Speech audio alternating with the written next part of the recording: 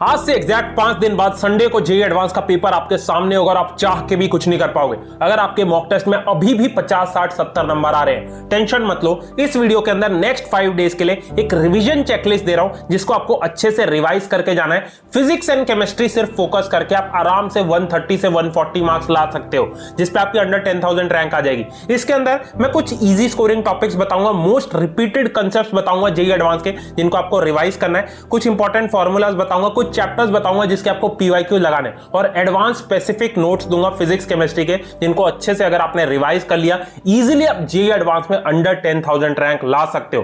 But आपको promise करना पड़ेगा, अभी कमेंट सेक्शन में लिखो भैया I will revise this checklist and crack JEE advance 2026। और यार ये चीज याद रखना, ये चेकलिस्ट लास्ट ईयर हमारे मेंटरशिप में हमने प्रोवाइड करी थी जिसमें से 50 में से 40 प्लस बच्चों का आईआईटी में सिलेक्शन हुआ था। और ये वीडियो मेरी लास्ट वीडियो है जेईई 2026 के लिए, तो मेक श्योर वीडियो को लाइक कर देना और चैनल पक्का सब्सक्राइब कर लेना। अब देखो, जो भी आपका टारगेट आईआईटी है, एक बार कमेंट में अपनी टारगेट आईआईटी लिख दो, उसके लिए कितने मिनिमम आपको मार्क्स चाहिए ये पता होना चाहिए। अब 23 आईआईटीज है, इसमें अगर टीयर 1 आईआईटीज की बात करें तो सीएस के लिए आपको 220 से 300 नंबर चाहिए, और लास्ट एंट्री अगर आपको लेनी है तो 115 से 130 मार्क्स चाहिए टीयर 1 के लिए। टीयर 2 अगर आईआईटी अगर आपका टारगेट है तो सीएस के लिए 150 से 200 नंबर चाहिए, और एंट्री के लिए 105 से 120 मार्क्स। और वहीं टीयर 3 वाली जो न्यू आईआईटीज है उसमें अगर सीएस चाहिए तो 131 से 150 नंबर, और वहीं लास्ट ब्रांच एंट्री के लिए 105 से 116 नंबर। तो सीएस के लिए आपका सेफ स्कोर होगा 130 प्लस, और अदर ब्रांचेस के लिए 110 प्लस मार्क्स। ठीक है, अब देखो कितना स्कोर है जो आपके हाथ में। अब 360 मार्क्स का पेपर होता है, उसमें से कितना डुएबल पेपर आता है। अब लास्ट 5 इयर्स का मैंने डेटा लिया है, इसके अंदर इजी 28% पेपर होता है, और मीडियम 43% होता है, और 29% पेपर बहुत डिफिकल्ट होता है। तो मतलब मान के चलो 50% जो पेपर होता है इजी टू मॉडरेट होता है, जो आप कर सकते हो। तो आराम से आप टारगेट लेके चल सकते हो कि मैं 150 प्लस ला सकता हूं। ठीक है, अब देखो फाइनल टारगेट आपका ये होना चाहिए कि मुझे फिजिक्स में 60, केमिस्ट्री में 60 और मैथ्स में एटलीस्ट 10 नंबर तो लाना है ताकि कट ऑफ क्लियर हो जाए। तो अब आते हैं वीडियो के सबसे इंपॉर्टेंट पार्ट पे, अंडर 10,000 रैंक जेईई एडवांस में लाने के लिए चेकलिस्ट क्या फॉलो करनी है। अब इस चेकलिस्ट में मैंने 30 चैप्टर डाले हैं जिसके अंदर इजी और हाई वेटेड चैप्टर्स मैंने डाले। इनको आपको एडवांस लेवल पे स्ट्रॉन्ग करना है जिससे आपकी आईआईटी की सीट गारंटीड हो जाए। अब फिजिक्स के अंदर ये 11 टॉपिक्स हैं जो आपको अच्छे से आने चाहिए, और सबसे पहले इसमें 7 जो चैप्टर्स है बहुत ही आसान है, इनको आप वन शॉट और पीवाईक्यू से कर सकते हो। कौन कौन से? Units dimension, gravitation, EM waves, wave optics, motion in 1D,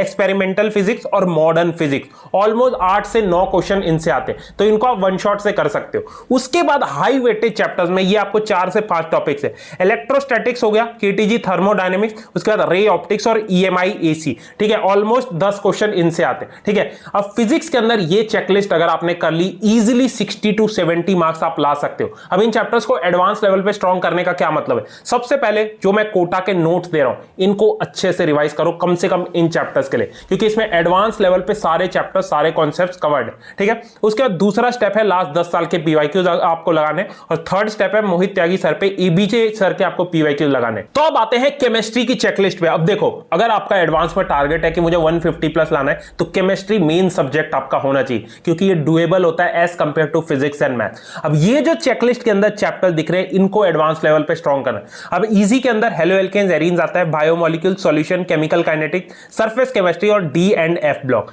इनको आप वन शॉट से कर सकते हो, और जो मैं नोट्स दूंगा उनसे रिवाइज कर सकते हो। उसके बाद हाई वेटेज इंपॉर्टेंट चैप्टर्स पे इनको स्किप मत करना। अब इसके अंदर पी ब्लॉक एलिमेंट्स आता है, 4 क्वेश्चन लास्ट ईयर इससे आए।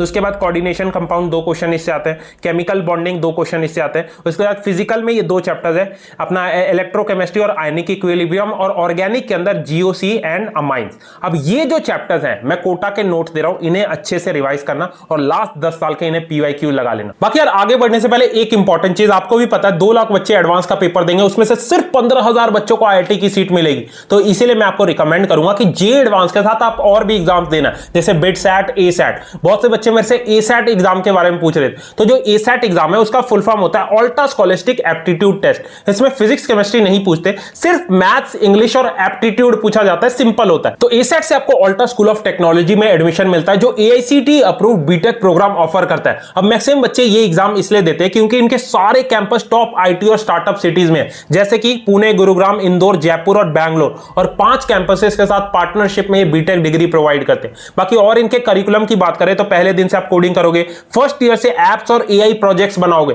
बाकी हर एक बच्चे को पर्सनल मैकबुक मिलेगा, मिलेगा, 1-to-1 मेंटरशिप मिलेगी टॉप आईआईटी और मैंग कंपनीज के प्रोफेशनल से, मतलब 70% पूरा हैंड्स ऑन करिकुलम है। बाकी ये एग्जाम में इसलिए भी रिकमेंड कर रहा हूं क्योंकि 20 से ज्यादा बच्चे इनके सेकंड ईयर में 30-40 हजार पर मंथ की इंटर्नशिप क्रैक करके बैठे हैं और प्लेसमेंट की तैयारी स्टार्टिंग से ही शुरू हो जाती है। और ये बीटेक प्रोग्राम सीएस इन एआईएमएल में ऑफर करते हैं जो कि मोस्ट डिमांडेड है आज इंडस्ट्री में। तो इनका एडमिशन प्रोसेस बहुत ही सिंपल है। सबसे पहले एसएट एग्जाम देना है, उसके बाद एक सिंपल इंटरव्यू होगा इंडस्ट्री के एक्सपर्ट के साथ और उसके बाद ऑनलाइन काउंसलिंग होगी और आपकी सीट कंफर्म हो जाएगी। बाकी अगर आपकी जेईई मेंस में 80% या उससे ऊपर है तो एसएट एग्जाम देने की जरूरत नहीं है, डायरेक्ट इंटरव्यू और काउंसलिंग होगा और आपकी सीट फिक्स हो जाएगी। बाकी स्कॉलरशिप की बात करें तो एसएट और इंटरव्यू के बेसिस पे आपको 100% तक स्कॉलरशिप मिल सकती है। बोर्ड्स और जेईई मेंस के स्कोर पे 50% स्कॉलरशिप और गर्ल्स को 30% तक स्कॉलरशिप मिल सकती है। तो इसकी इंपॉर्टेंट डेट्स की बात करें तो लास्ट डेट 14th में है और एग्जाम आपका 15th में को होगा। आप बोलो तो इसका लिंक मैं डिस्क्रिप्शन बॉक्स में दे दूंगा, आप जेईई एडवांस के साथ इस एग्जाम को भी कंसीडर कर सकते हो, अप्लाई कर लेना। तो एट द एंड अब मैथ्स की चेकलिस्ट डिस्कस करते हैं। अब देखो मैथ्स के लिए टाइम नहीं बचा है, अगर आपकी मैथ्स वीक है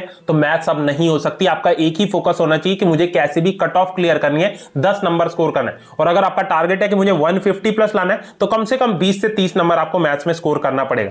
अब देखो इसके लिए 7 चेकलिस्ट के अंदर मैंने चैप्टर डाले, कौन कौन से? Matrices determinant, PNC probability, vector, 3D geometry, उसके बाद एओडी बहुत इंपॉर्टेंट है, फंक्शन, डिफरेंशियल इक्वेशन और लिमिट्स। अब इनमें से जो ऑलरेडी चैप्टर्स आपको आते हैं, जो आपने जेईई मेंस के लिए कर रखे हैं, बस वो चैप्टर्स करने, कोई भी नया चैप्टर टच करने की जरूरत नहीं।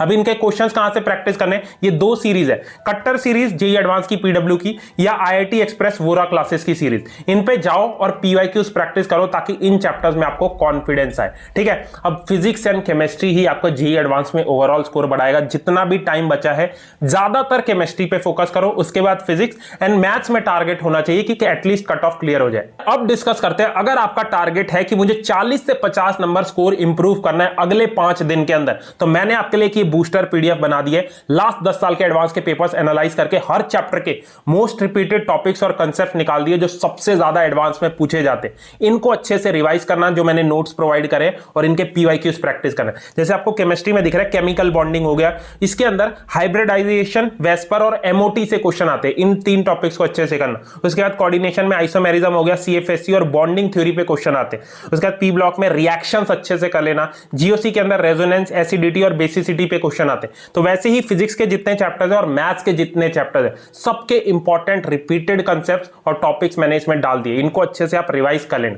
ठीक है। बाकी कोई भी डाउट है आपको एडवांस से रिलेटेड, आप मेरे से पूछ सकते हो, कमेंट सेक्शन में पक्का रिप्लाई करूंगा। और मैक्सिमम बच्चे मेरे को बोल रहे हैं भैया एक वीडियो बनाओ कि पेपर को अटेम्प्ट कैसे करना है जिससे कम से कम हम नेगेटिव मार्किंग करवाएं। तो मेक श्योर वीडियो को लाइक कर देना, जैसे ही 1000 लाइक होंगे वो वीडियो मैं अपलोड कर दूंगा, ठीक है। बाकी एसेट के लिए आप अप्लाई कर सकते हो, उसका लिंक मैंने डिस्क्रिप्शन में दे दिया। जेईई एडवांस के साथ एक बड़ी ऑप्शन है। All the best.